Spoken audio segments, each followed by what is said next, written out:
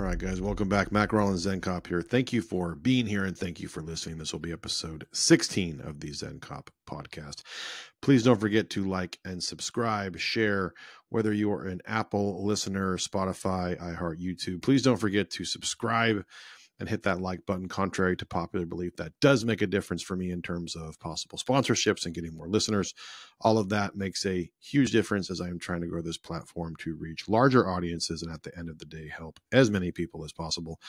One topic I try to circulate every so often and bring back regularly is the topic of the future. More specifically, the future we are currently creating based on certain things that have happened in the past.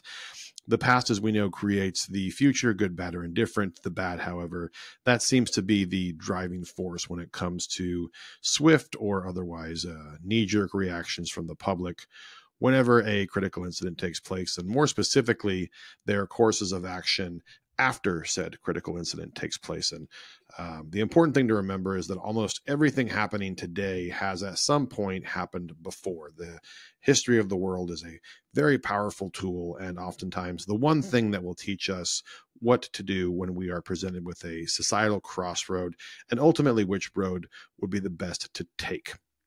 That decision, however, will be plagued with a variety of issues and opinions that will more times than not focus on immediate action versus long-term solutions, in a simpler sentence, operating on emotions rather than thinking things through. For the past 3 years, the climate of law enforcement has felt more like a Category 5 hurricane. And for the first time in many years, this controversial climate did not only impact law enforcement, but society overall. And when an incident creates a national crisis, everyone is affected by the aftermath. And the year 2020 specifically, almost every part of the United States felt some type of ripple effect from everything that happened. The pendulum lost control a long time ago, and since then there hasn't been much control over where it swung and how far it went. We literally went from bad to worse to where we are now, and where we are now is the crossroad I mentioned earlier. Some would argue that chaos in the realm of social justice would be a good thing. Chaos of any kind, however, is not a necessity when it comes to progress. And I feel like lately the two are intentionally paired together in this new wave of progressive reform when it comes to policing in America. I think we can all agree that change is healthy, and reform, after all, is ultimately what they are fighting for. In the bigger picture, however, is change and reform always the best post-incident option in the realm of proactive policing within the United States? And for us to truly understand the policing pendulum in the U.S., we must first understand why it moves, and more importantly, who is moving it. Any movement that is brought on by an incident, that incident can vary in nature and action, but ultimately, if we would assume that something bad happened, we would be correct. A shooting, an in custody death, a major policy change, terror attack, the list is infinite, almost exclusively to something extremely negative. To this day, I have yet to see any aggressive reformation efforts based on something positive. That scenario simply has never existed in the sense that was being sought out, only to be brought on by something good happening in the career of law enforcement. The best part about where we are now is that we are in a historical event, and we can learn from that event as time goes on. We can look back within a few decades and look at the timeline in its entirety to include many, many years of reformation efforts and policy changes after said incident had occurred, and to truly see if they actually made things better or if they made things worse. So for sake of argument in that regard, let's take a trip back to the early morning hours of Sunday, March 3rd, 1991. That is when a man named Rodney King would change the course of history forever.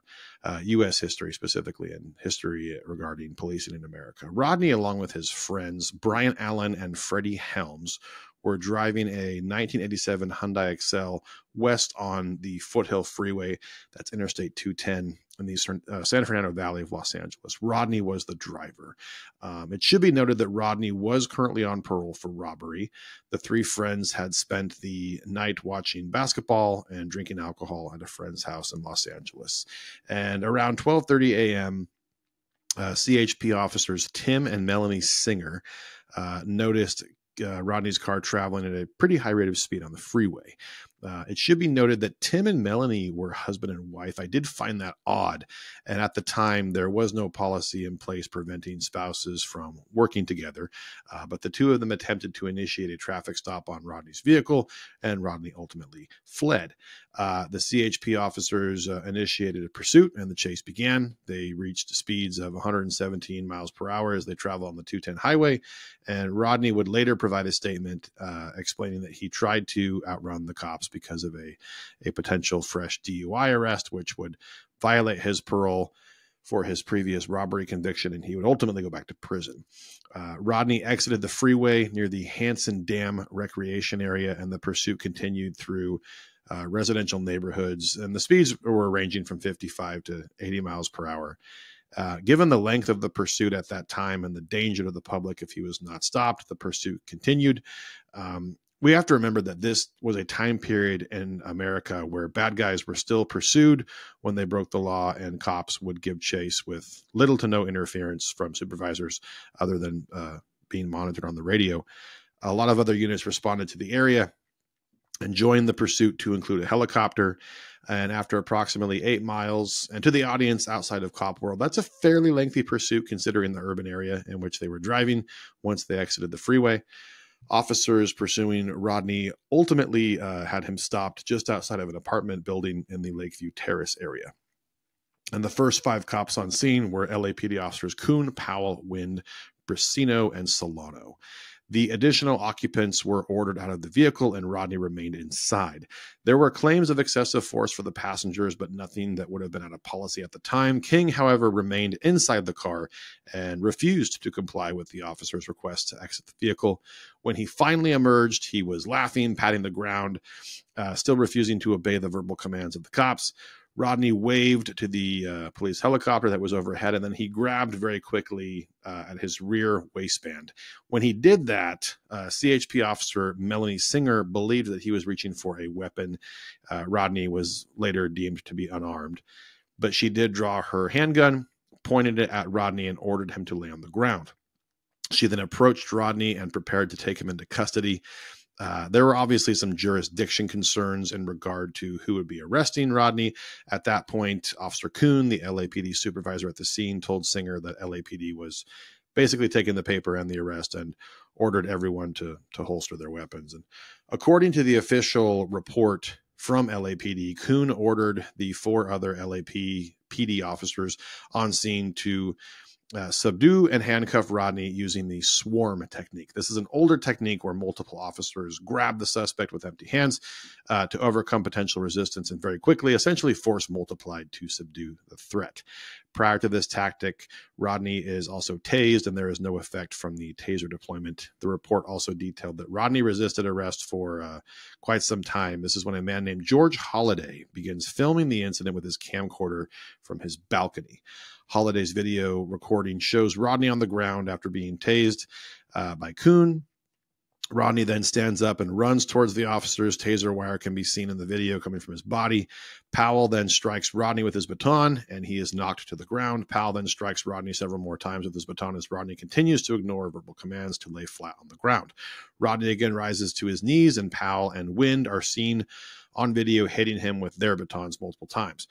In the video, Rodney can be seen trying to stand again and again and again. Kuhn then orders the officers to, and I quote, hit his joints, wrists, elbows, knees, and ankles. Officers Wind, Brasino, and Powell then attempt to hit Rodney numerous times with the baton. But again, due to his movement, it's difficult to see when he is actually struck versus when he isn't. Rodney finally complies, and he is placed into handcuffs. Overall, Mr. King was struck 33 times and kicked at least 7 times during the incident, all of it captured on camera. What's disturbing is that if that is your first time hearing about the actual breakdown of the Rodney King incident, you probably had no idea about all the details surrounding how the incident actually came to be. You were more than likely under the impression that it was a vehicle stop and then the cops just beat the living hell out of him for no reason. And I want to be clear, the offense doesn't create some type of free-for-all where due process goes out the window and cops can operate on the basis of violence with no checks and balances. But I always go back to the nexus to help society understand not why this happened, but how. Rodney King chose to create that scenario. And again, that doesn't negate the excessive force claims, but we have to consider the catalyst and how we got to that scenario, how we got from A to B. And the bottom line is it was not the cops. It was Rodney King. And the aftermath that followed that incident was almost completely linear to what we saw with George Floyd in 2020. My concern for the future is that with all of the good cops going somewhere else, the likelihood of these scenarios becoming more and more frequent is highly probable. When we look at modern day society, where are we in the realm of public safety and the next big critical incident? In my own findings, many of the critical incidents in the past that have caused national movements are almost repeated in identical fashion every time. And we saw this same repetition in the early 90s post Rodney King. And that fashion is incident, reaction, sustained reaction, resolve, and then no follow through. The lack of follow through is very important, and we will circle back to that issue later. But for the current law enforcement generation, George Floyd's death will probably be the most pivotal point of their careers in terms of overall aftermath and reformation of policing overall within the United States. The incident itself gained national notoriety within hours and international notoriety within days. The world was focused on one man and one man only. That man was ultimately identified as Minneapolis police officer Derek Chauvin. One man in a matter of minutes would change the course of history forever. In the months following the incident, the United States would see a year of sustained protests and riots across the nation. Within that same year, most law enforcement agencies would also lose any type of positive connection they once had with the public.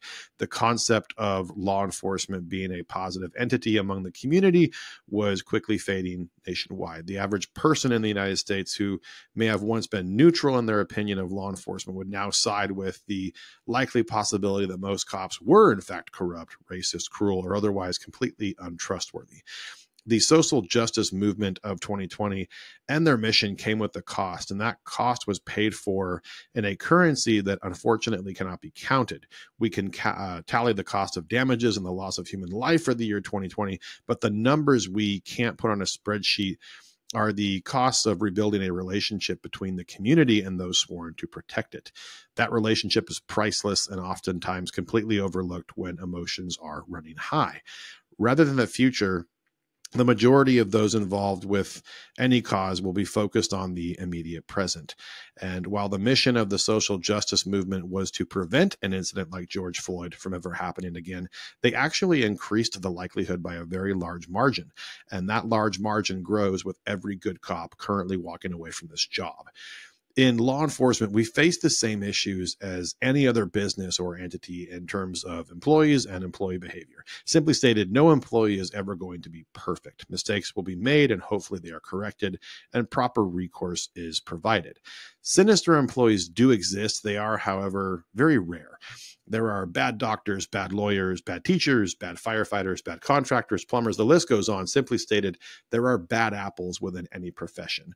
Within the field of public service, however, those bad apples seem to gain the most notoriety when they are discovered. The important thing for all of us to understand is, where do the bad apples come from? More importantly, with the current climate of law enforcement, will there be more bad apples on the streets than ever before?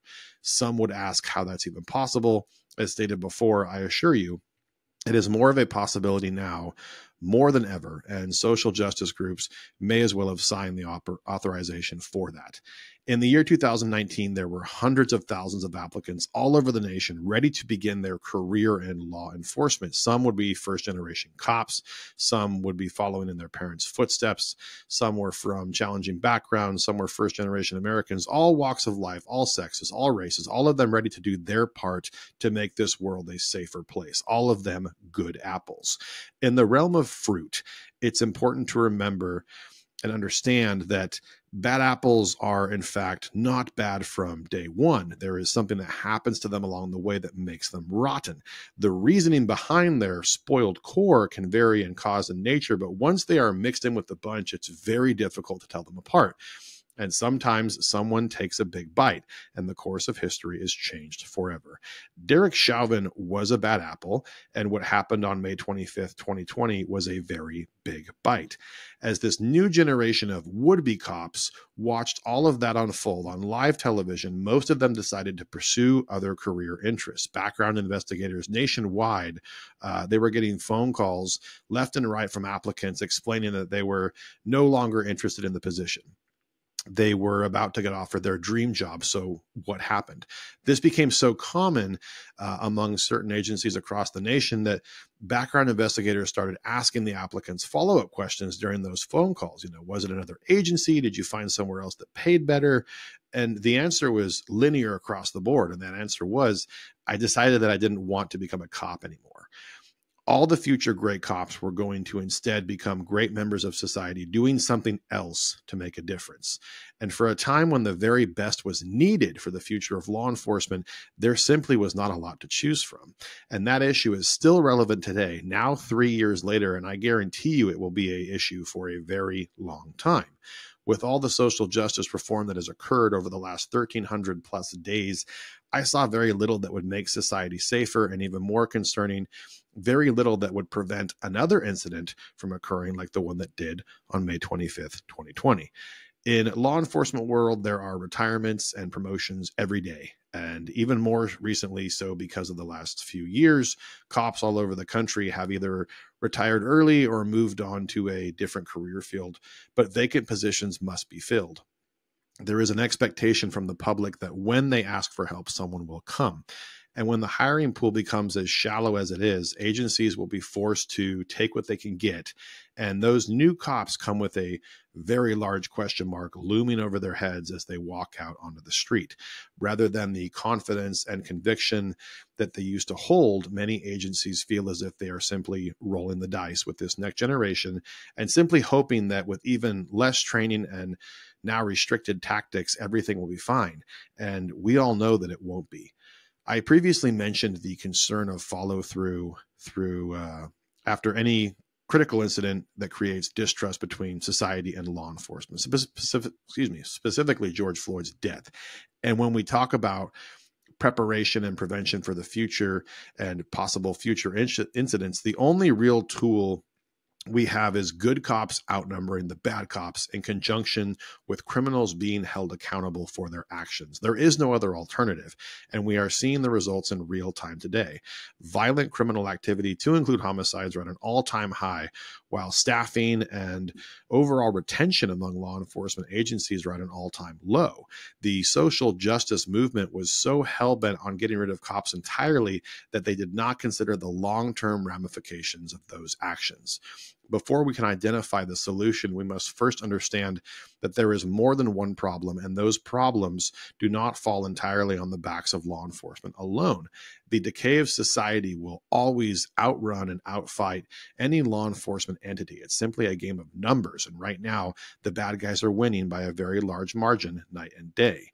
If we truly wish to see change, change must come in the form of a collective. It must come from policy changes that help cops in the fight against evil. It must come in the form of state and local government imposing laws and introducing new concepts that we know work because we have used them in the past. We need to show society that cops haven't changed. The people have.